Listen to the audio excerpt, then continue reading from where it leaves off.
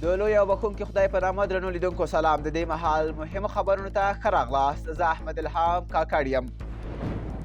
پاکستان تېره شنبه د ډیورند کرښې په اوږدو کې له افغانستان سره ټولې سوداګریزې لارې بندې او دلیل یې د تګ راتګ کوونکو افغان موټر چلوونکو د پاسپورتونو او ویزې نشتوالی یاد کړ. یو شمېر سوداګر وایي له تېرې څه باندې یوې اونۍ راهیسې چې د دوی زرګونه موټرې دواړو غاړو ته بار ولاړې دي، میلیونونه افغانۍ زیان وراوښتی. د روان کال وچکالۍ د کرنې ترڅنګ د افغانستان په بېلابېلو ولایتونو کې د مالدارۍ سکتور ته هم سخت زیان رسولی او ان د افغانستان په ځینو سیمو کې د څارویو د مړینې لامل شوی. د یو شمېر ولایتونو اوسیدونکي وایي چې وچکالۍ او د څارویو لپاره د وښو د نشتوالي له امله اړ شوي چې د غواګانو او پسونو په ګډون خپل څاروي په ټیټه بیه وپلوري. د کابل ښار د مریم لیسې د ګولۍ پارک سیمې یو شمېر هټیوال وایي د شنبې په شپه اور لګېدنه چې 8 بجې رامنځته شوه له امله یې شاوخوا لسګونه هټۍ سوځېدلې دي. یو شمېر هټیوال وایي سلګونه هټۍ سوځېدلي او لسګونه میلیونه تاوان یې خلکو ته اړولی دی. تر اوسه د دې پیښې علت نه دی معلوم. د ملګرو ملتونو پراختیایي پروګرام وایي له هرو 10 افغانانو وایي نشي کولی خپل ورځنۍ اړتیاوې لکه خوراک، روغتیایي اسانتیاوې، کار، روزګار او نورې پوره کړي. UNDP دا خبره په هغه راپور کې کړې چې له 2021 تر 2022 کال د افغانستان اقتصاد، ټولنیز او کورني تغییر په اړه خپور کړی دی. د ادارې زیاته کړې تر اوسه هم د افغانستان اقتصادي وضعیت ښه شوی نه دی او د بېروزګارۍ او بېوزلۍ کچه ډېره لوړه ده. په اسلام آباد کې د افغانستان د مقتدرو ښځو غورځنګ غړو په یوه لاریون کې اوسنی واکمن نظام له ښځو سره په تبعیضي چلند تورن کړ او ترڅنګ یې هغه څه چې دوی د هزاره نسل وژنه یادوي د پای غوښتنه وکړه. د دې لاریون ګډونوالو له نړیوالې ټولنې وغوښتل چې اوسنی حکومت د دوی د نامناسبې تګلارې له امله په رسمیت ونه پیژني. په بدخشان کې د لوېدلې الوتکې په اړه بېلابېلې دعاوې شتون لري. وروسته له هغې چې هندي رسنیو او باختر اژانس خبر ورکړ چې په بدخشان کې د هند یو مسافر وړونکې الوتکې سقوط کړی. اوس د هندوستان د هوایي چلند وزارت په خپله ایکس پاڼه کې لیکلي چې دا الوتکه هند پورې تړاو نه لري او ویلي چې د مراکش هیواد اړوند ده.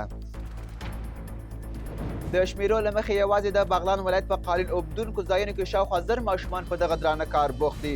د لوږې او فقر له پراختیا سره ډوډۍ ګټونکي ماشومان له لا نورو ستونزو سره مخامخ دي. دا په داسې حال کې ده چې د افغانستان تر نیمایي زیات خلک بشري مرستو ته اړتیا لري.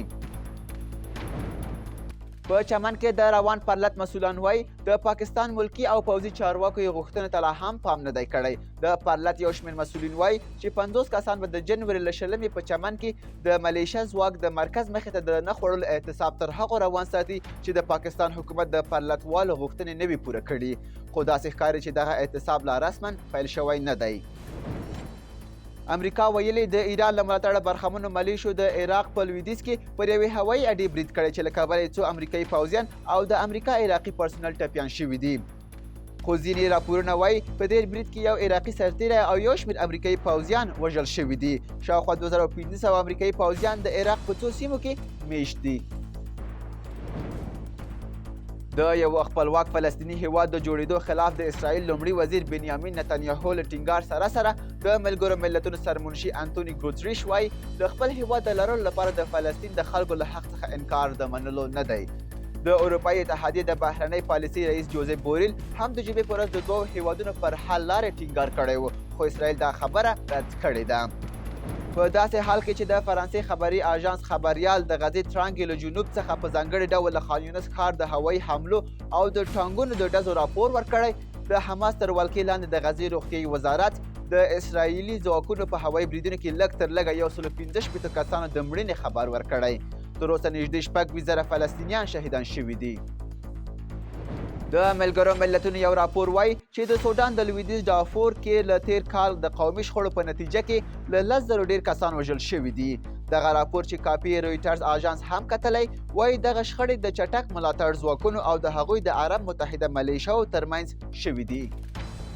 او د ایټالیا پولیسو د هغو فلسطیني پلوه لاریون کوونکو خورولو لپاره چې د دغه هیواد په شمال د وینجیزا په ښار کې راټول شوي وو د اوبو پاشونکو موټرو څخه کار واخیست. لاریون کوونکو په غزه کې د جګړې او د اسرائیل د بریدونو د بندېدو غوښتنه کوله. دا و د دې مهال مهم خبرونه. تر بیا د خدای په امان.